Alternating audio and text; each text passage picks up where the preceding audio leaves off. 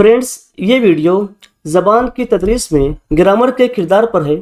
हम देखेंगे कि ग्रामर क्यों ज़रूरी है और इसको किस तरह सिखाया जाना चाहिए।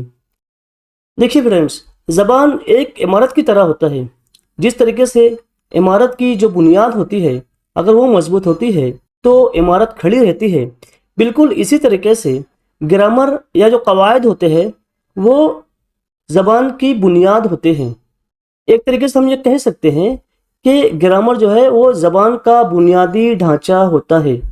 अगर ग्रामर ना हो तो जुमले बेरब्त से मालूम होते हैं। मिसाल के तौर पे वो स्कूल जा अगर लिख दे तो ये गलत है, जबकि वो स्कूल जाता है ये जो है कवायद के साथ, ग्रामर के साथ जो है बिल्कुल दुरुस्त जुमला होता है। इसी तरीके से ग्रामर हमें जुमले बनाने के उसूल सिखाता है। ये सिर्फ कवायद याद करने के लिए नहीं, बल्कि गुफ्तगू और तहरीर को आसान बनाने के लिए ज़रूरी है। जैसे मैं खेलता हूँ, अगर ये जुमला देखा जाए तो ये हाल का जुमला है, और मैंने खेला मतलब ये काम हो चुका है, ये माजी का जुमला हो जाता है। तो जुमले को सही बनाने में मददगार होता है कवायद या ग्रामर, जिसकी मदद से जो है ज़बान के अंदर जो है तिश्नगी और रस भर जाता है। ठीक है।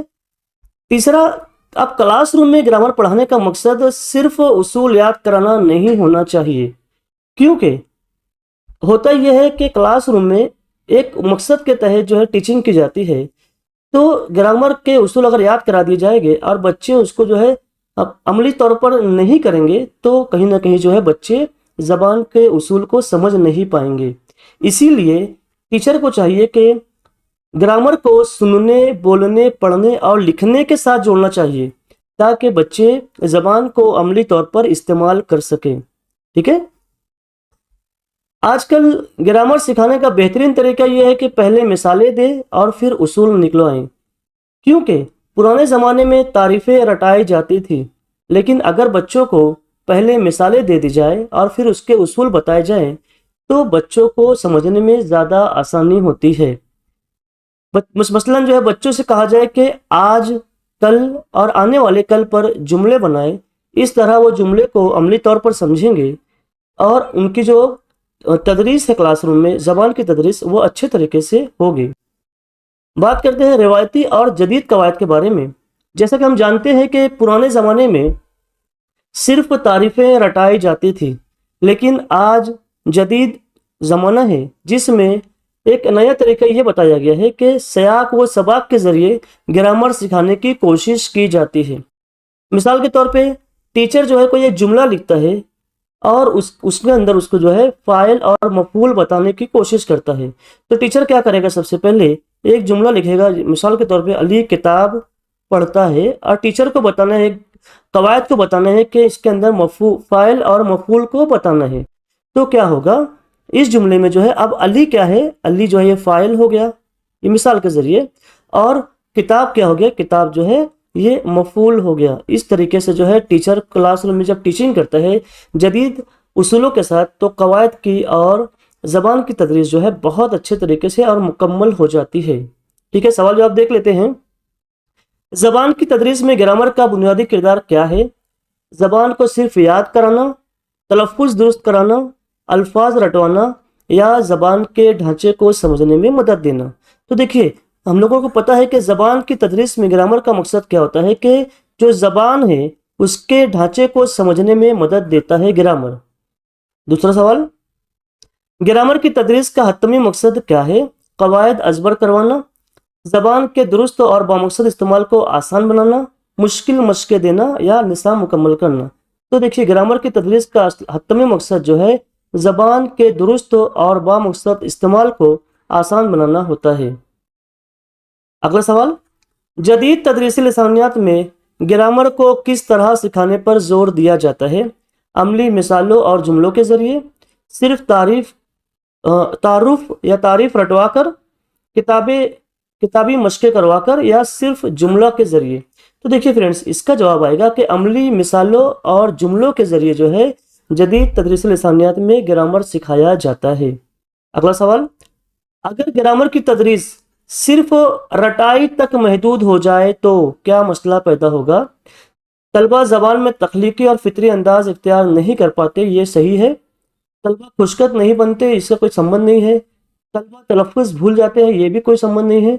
طلبہ الفاظ پہچان نہیں پاتے، یہ بھی نہیں ہوتا ہے۔ بلکہ کیا ہوتا ہے کہ اگر گرامر کی تدریس میں صرف رٹائی تک محدود کر دیا جائے تو طلبہ جو ہے زبان میں تخلیقی اور فطری انداز اختیار نہیں کر پاتے ہیں۔ اگلا سوال، عملی زبان سکھانے میں گرامر کو کس حیثیت سے دیکھا جاتا ہے؟ زبان کے بنیادی ڈھانچے کے طور پر، غیر ضروری بوجھ کے طور پر، محض اضافی سرگرمی کے طور پر، یا نصاب کے اختتام پر شامل حصے کے طور پر؟ اب فرینڈس دیکھیے، اس کا جو جواب آئے گا کہ عملی زبان سکھانے میں گرامر کو کیا حیثیت ہے، تو زبان کے بنیادی ڈھانچے کے طور پر جو ہے گرامر استعمال کیا جاتا ہے۔ اگلا سوال، گرامر کے بغیر زبان سیکھنے میں سب سے بڑی رکاوٹ کیا ہوگی؟ روانی میں کمی، زبان کا غیر منظم اور غیر واضح استعمال، الفاظ کی کمی، تلفظ میں خامی۔ اب دیکھیے، گرامر کے بغیر زبان سیکھنے میں سب سے بڑی رکاوٹ یہ ہوتی ہے کہ زبان کا غیر منظم اور غیر واضح استعمال ہوتا ہے۔ اگلا سوال، تدریسی عمل میں گرامر کو الگ تھلگ سکھانے کے بجائے کس کے ساتھ جوڑنا زیادہ مؤثر ہے؟ تو آپ لوگوں کو پتہ ہے کہ سننے، بولنے، پڑھنے اور لکھنے کے ساتھ اگر جوڑا جاتا ہے تو تدریسی عمل میں گرامر جو ہے کے ساتھ جوڑا جاتا ہے تو بچہ جو ہے زیادہ مؤثر اور اچھے طریقے سے زبان کو سیکھ سکتا ہے۔ اگلا سوال، زبان کے تدریسی مقاصد میں گرامر کی تدریس کو کس نقطۂ نظر سے شامل کیا جانا چاہیے؟ محض امتحان پاس کرنے کے لیے بالکل نہیں، زبان کے استعمال کو مؤثر بنانے کے لیے یہ ہو سکتا ہے، طلبہ پر دباؤ ڈالنے کے لیے بالکل بھی نہیں، مشکل سوالات دینے کے لیے یہ بھی نہیں۔ تو جواب کیا آئے گا؟ ہمارا جواب آئے گا بی، زبان کے استعمال کو مؤثر بنانے کے لیے زبان کے تدریسی مقاصد میں شامل ہوتا ہے۔ اگلا سوال، گرامر ترسیلی تدریس کا کیا مطلب ہے؟ یعنی کہ کمیونیکیٹیو گرامر ٹیچنگ کسے کہتے ہیں؟